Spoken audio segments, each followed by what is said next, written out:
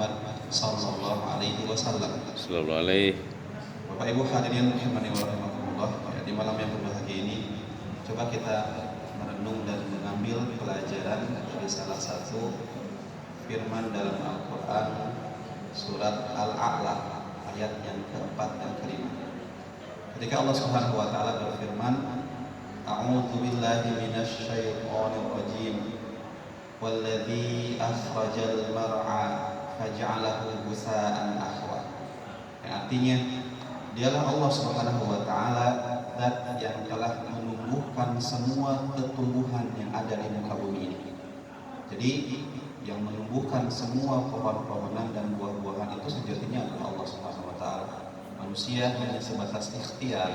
Buktinya banyak yang ditanam manusia tidak tumbuh, tetapi justru yang tidak ditanam justru tumbuh. Karena memang yang menciptakan itu adalah Allah Subhanahu wa taala. Dan ayat yang selanjutnya Allah ingin mengatakan faja'alahu ghusaa'an ahwa.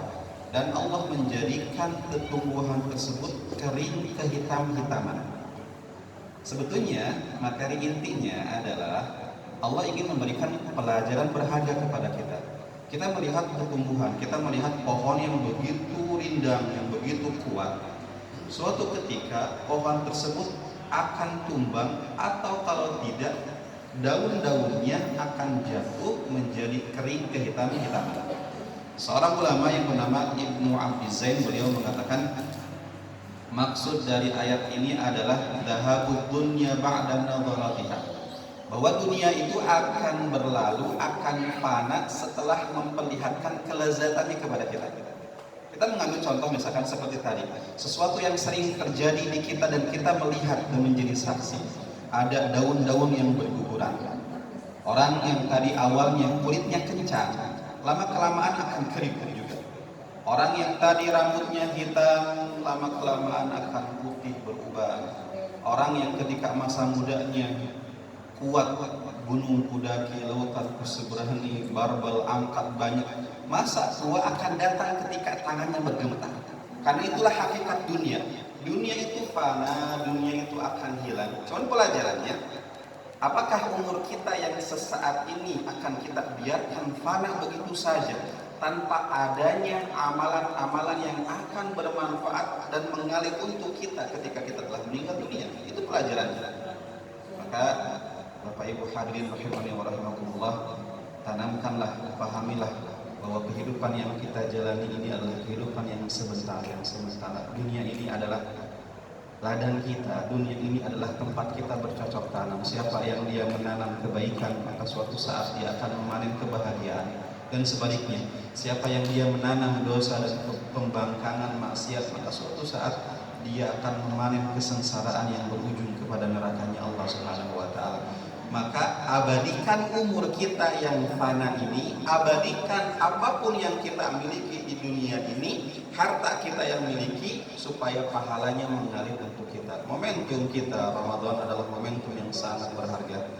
Hati kita sedang baik-baiknya karena setan sedang diikat, maka gunakanlah Ramadan ini sebaik-baiknya untuk beribadah kepada Allah Subhanahu wa taala. Satu hadis yang ingin saya sampaikan, hadis riwayat Muslim. Ketika Rasulullah SAW bersabda, "Yu'ta bi an'umi ahli dunya min ahli nar," akan didatangkan nanti pada hari kiamat di pengadilan Allah seseorang yang paling nikmat di kehidupan dunia. Bayangan kita siapa orang yang paling nikmat? Apakah Fir'aun dengan kerajaannya yang orang-orang takut bahkan menyembah dirinya? Ataukah Qarun dengan semua harta, popularitas, jabatan dan lain sebagainya? Ataukah Haman, jenderalnya Fir'aun yang punya prajurit yang banyak? Apakah orang seperti itu?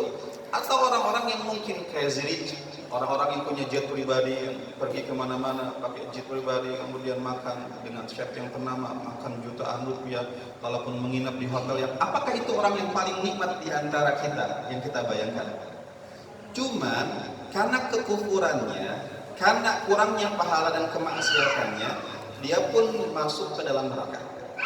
Dan Allah belum jerumuskan dia, dan dia pun dicelupkan ke dalam api neraka. Satu celupan, maka berteriak dia, menangis dia. Bahkan dalam ayat yang lain disebutkan wa hum yastarkhuna fiha, mereka berteriak ketika itu, mereka mengatakan Rabbana ya Allah akhrijna na'mal ghairal ladzi kunna na'mal, ya Allah keluarkan kami dari neraka, kami berjanji akan beramal dengan amalan yang berbeda, amalan saleh.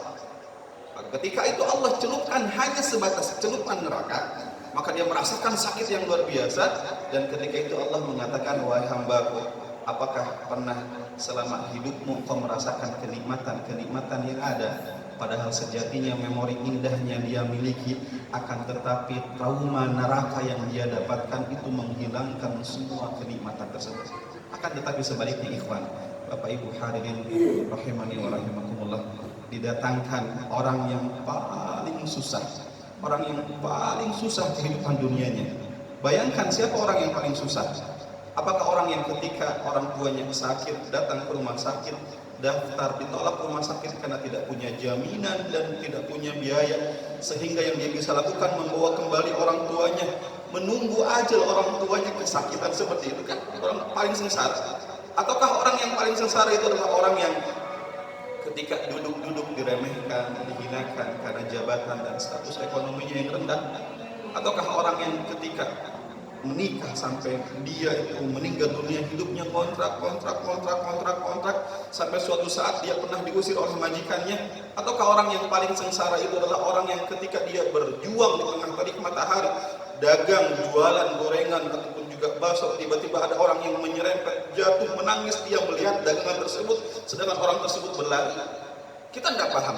Cuman bayangkan orang yang paling susah di kehidupan dunia, tetapi karena kesabaran yang dia punya, karena ketakwaan yang dia miliki, dia pun berhak mendapatkan surga. Maka ketika itu Allah celupkan dia ke dalam kenikmatan surga, dia pun merasakan kebahagiaan, dan dia pun dikatakan, ditanya oleh Allah, wahai hambaku, apakah pernah selama hidupmu dalam memorimu engkau merasakan kesulitan-kesulitan yang ada? Maka hamba ini mengatakan, tidak ya Allah, semua yang saya rasakan hingga sampai saat ini adalah kebahagiaan dan kebahagiaan, happy ending yang dimiliki oleh hamba tersebut. Maka ikhwatal iman rahimani wa rahimakumullah, kita akan dilupakan. Umur kita ini cuma sesaat, maka abadikanlah umur kita dengan banyak ketaatan kepada Allah Subhanahu wa taala. Alirkan beberapa pahala yang bisa kita miliki. Harta kita punya, momentum indah Ramadan, berikan wakaf, sedekah jariyah. Mudah-mudahan Allah merahmati kita semuanya. Wallahu a'lam bishawab.